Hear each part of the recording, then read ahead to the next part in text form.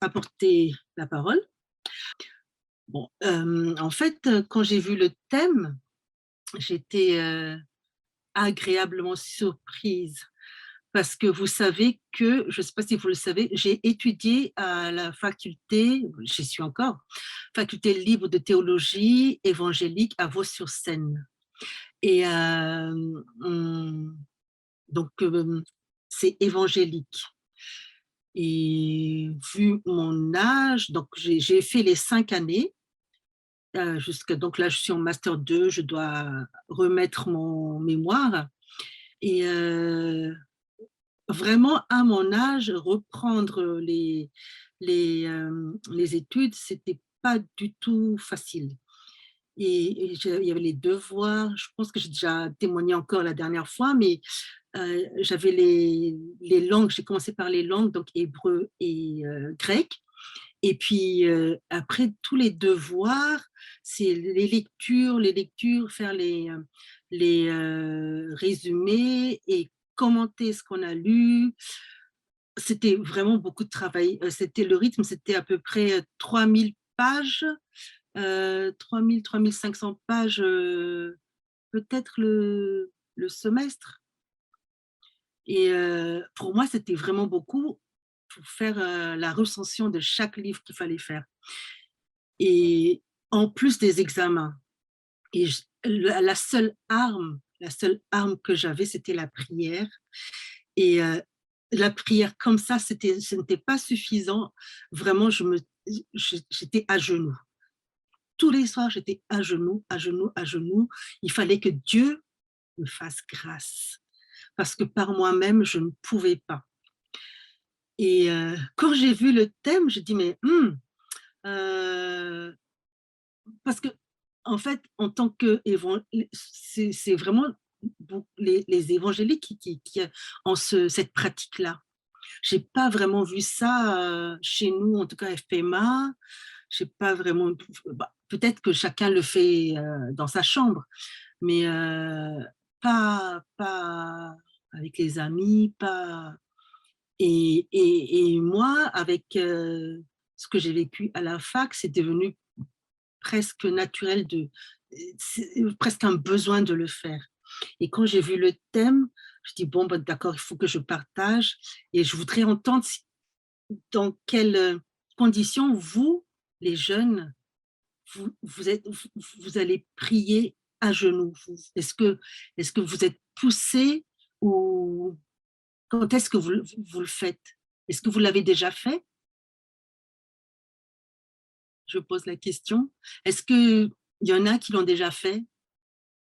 Et comment, dans quelles circonstances?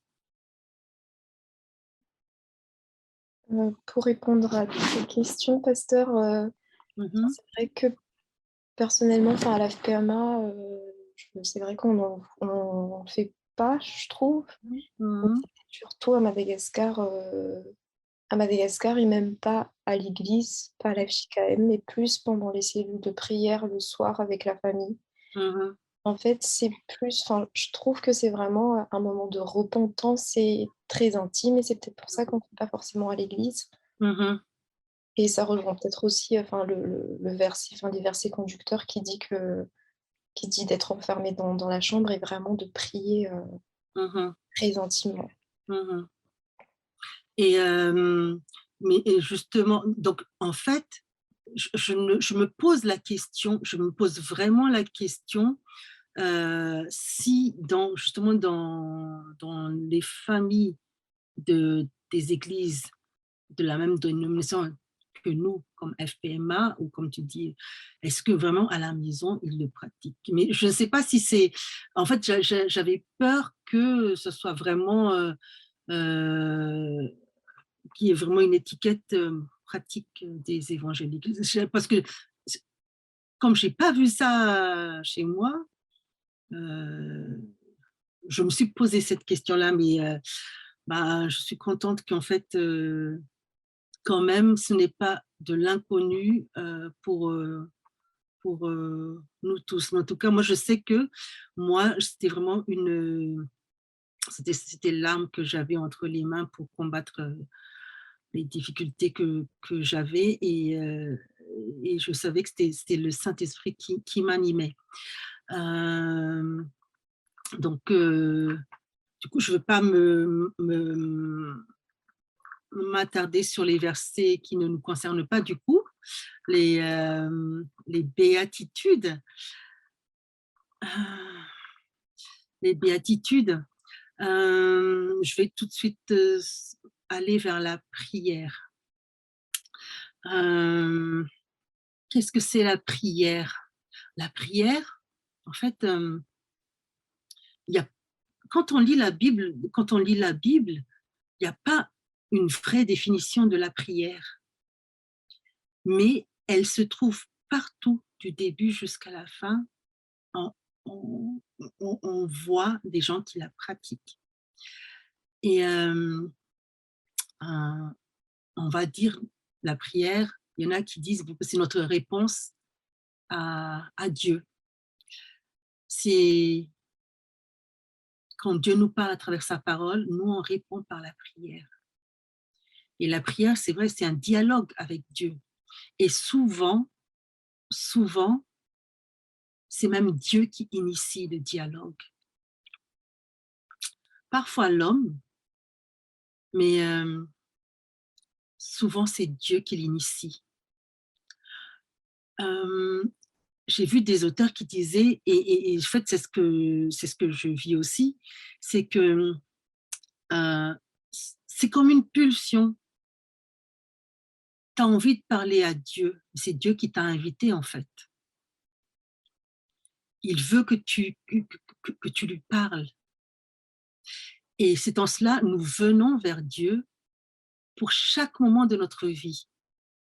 Et quand c'est le cas, Dieu vient nous rencontrer, comme dans notre chambre, comme il est dit, il vient nous rencontrer et nous nourrir et nous façonner. La prière, c'est l'expression privilégiée de la relation entre Dieu et nous. C'est Dieu l'utilise comme un instrument de communication. Et c'est une grâce que Dieu nous fait dont nous ne sommes pas vraiment conscients en fait.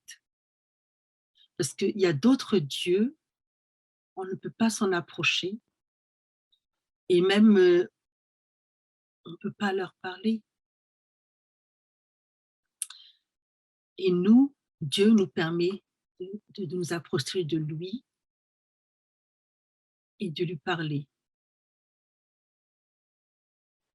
Il nous promet de, en fait, à chaque fois, quand on parle à Dieu, quand on prie, on remet ce que nos cœurs, ce qu'il y a dans nos cœurs, nos préoccupations, nos soucis, parfois même par nos prières, Dieu accepte d'être influencé par ce que nous disons. Là, on n'a pas vu, mais ça, c'est l'exemple d'Abraham qui voulait sauver la ville Sodome où son neveu Lot habitait. Et il essayait de faire changer d'avis à Dieu. Pareil, donc par nos prières, Dieu peut se laisser influencer. Et puis, Dieu nous fait grâce de nous répondre. Parfois, on ne reçoit pas forcément la réponse qu'on attend, mais il répond. La prière apparaît aussi dans la Bible comme un ordre. Invoque-moi et je te répondrai. Priez sans cesse, veillez et priez. Dieu nous connaît, c'est lui qui nous a fait, c'est lui qui nous a façonné et il sait que notre vie spirituelle a besoin de prière. Donc, il ne nous invite pas, il ne nous propose pas à proposer et il ne nous suggère pas, mais il ordonne parce que c'est vital pour nous. Nous avons besoin de parler avec Dieu, nous qui sommes ses enfants. Et c'est dans cette relation qu'on apprend à s'harmoniser avec la volonté de Dieu, à harmoniser la volonté de Dieu avec la nôtre. C'est dans cette relation qu'on peut apprendre à rechercher la volonté de Dieu, à l'accepter. et ainsi on peut contribuer à l'accomplissement de la volonté de Dieu. Donc, des fois, on prie et on sort ce qu'il y a dans notre cœur. On veut que Dieu réalise ce que nous demandons, mais en fait, dans cette prière, nous cherchons, comme Jésus a dit, ce n'est pas ma volonté, mais que ta volonté soit faite. Et nous devons l'accepter et nous devons y croire. Et la prière doit être faite avec foi. Sinon, c'est pas la peine. C'est pas la peine si on s'adresse à Dieu et on ne croit pas. Mais je ne sais pas si c'est clair jusque-là. Est-ce que c'est un peu c'est clair ou je peux continuer? Oui, c'est clair, Pas? merci. Hem, alors tout à l'heure que dans mon témoignage, se mettre à genoux donc n'est pas très naturel. Si dans certains pays comme la Chine, le Japon ou même, dans d'autres professions comme les femmes, se mettre à genoux est une chose courante. Ici, dans les pays occidentaux, c'est perçu comme une position de faiblesse, un signe d'humilité, un signe de soumission. C'est quand même une position humiliante. Et quand on se met à genoux devant quelqu'un, c'est pour lui faire une requête ou supplier. On se met dans une situation de faiblesse par rapport à cette personne et on n'a plus aucune défense possible. On se soumet entièrement. Ce terme-là, donc se mettre à genoux, s'agenouiller, on rencontre plusieurs fois ça dans la Bible. Donc, du coup, comme je l'ai pratiqué, j'ai voulu voir un peu comment c'est pratiqué dans la Bible. Donc, on le retrouve plusieurs fois. Et dans l'Ancien Testament, par exemple, on se met à genoux devant le chef de camp ennemi pour déclarer sa défaite, laissant à l'autre décider de sa vie. C'est aussi prêter allégeance à une divinité comme Baal. C'est une marque d'adoration pour le Dieu en question. Donc, on trouve également un autre mot qui lui ressemble, mais pas tout à fait, c'est se prosterner. Et se prosterner, c'est vraiment pour montrer notre respect vis-à-vis de la personne. Donc ça c'est utilisé aussi dans la Bible. Mais dans le livre d'Ésaïe, j'ai noté que l'Éternel annonce ceci, Ésaïe 45, 23 à 24.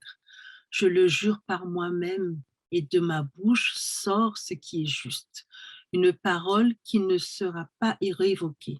Chacun pliera le genou devant moi et toute langue prêtera serment par moi. On dira à propos de moi, c'est en l'Éternel seul que se trouve la justice et la force. Donc, dès le livre d'Ésaïe, donc l'Éternel annonce ceci.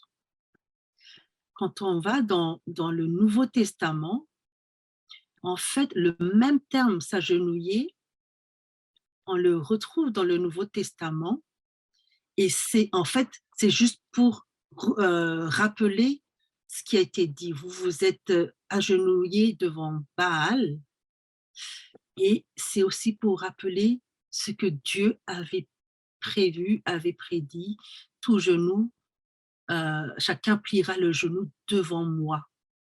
Et Paul, dans Philippiens 2, chapitre 2, versets 10 et 11, va appliquer ce que l'Éternel vient de dire à Jésus.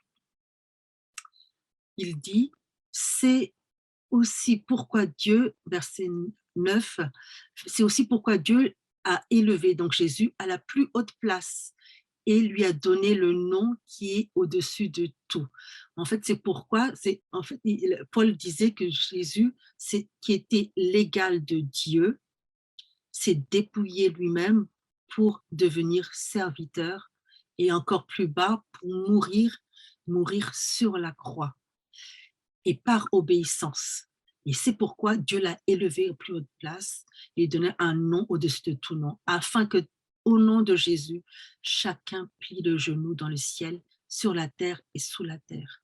et que toute langue reconnaisse que Jésus est le Seigneur à la gloire de Dieu le Père. Ainsi donc, mes amis, quand nous nous mettons à genoux devant Dieu pour prier, seuls dans notre chambre, nous reconnaissons en Jésus celui qui était l'égal de Dieu, mais qui a accepté de se dépouiller pour prendre la place du serviteur.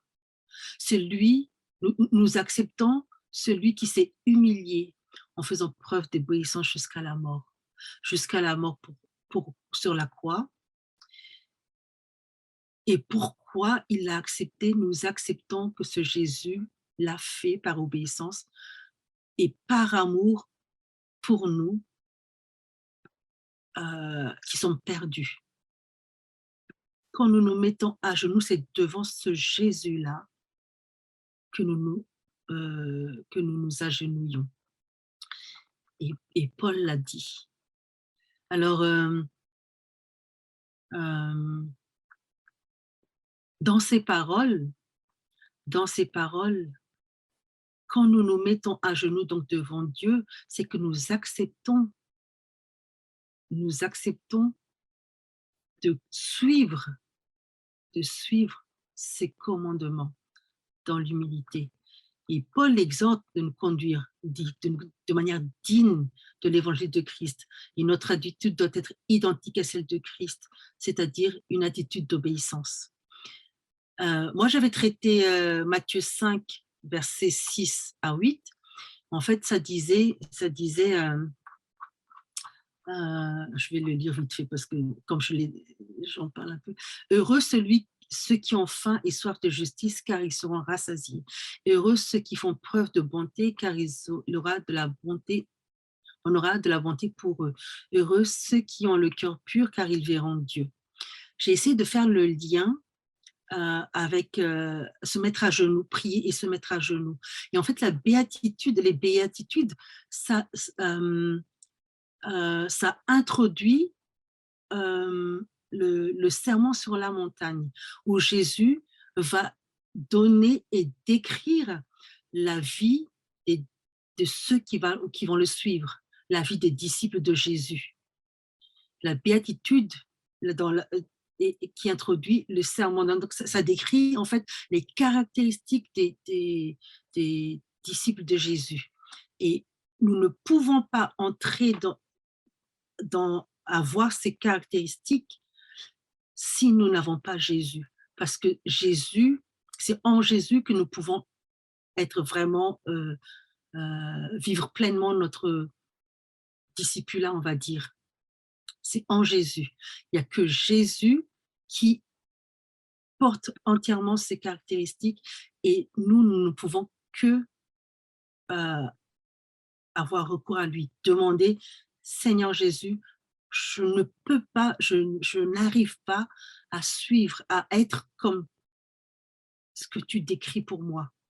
Aide-moi, s'il te plaît. Et c'est en cela que on a besoin de se mettre à genoux dans la chambre, de se mettre à genoux et de se repentir, de reconnaître avec humilité qu'on est incapable d'être celui que Jésus veut, d'être comme Jésus.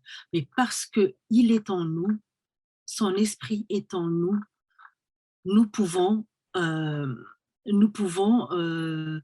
aspirer à ça et suivre la parole de Paul, d'avoir une attitude identique à Christ, parce que Christ est en nous, et avoir cette attitude d'obéissance.